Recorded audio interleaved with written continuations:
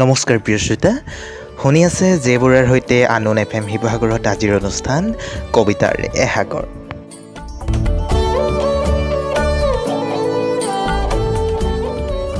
প্ৰিয় শ্ৰোতা, আজি আবৃত্তি কৰিবলৈ লোৱা কবিতাৰ শিৰোনাম নীৰৱতা, কবি জানকী ৰায়।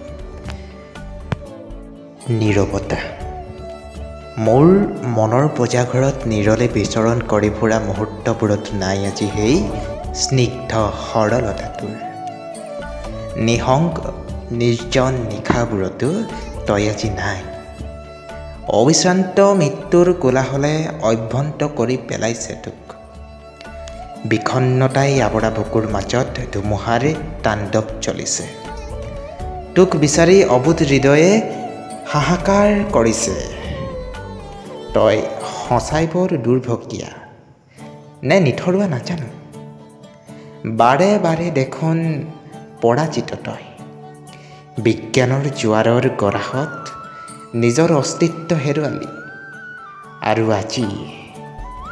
আৰু আজি সময়েও প্ৰতিহত কৰিছে তোৰ মুক্ত বিচৰণত। ধন্যবাদ।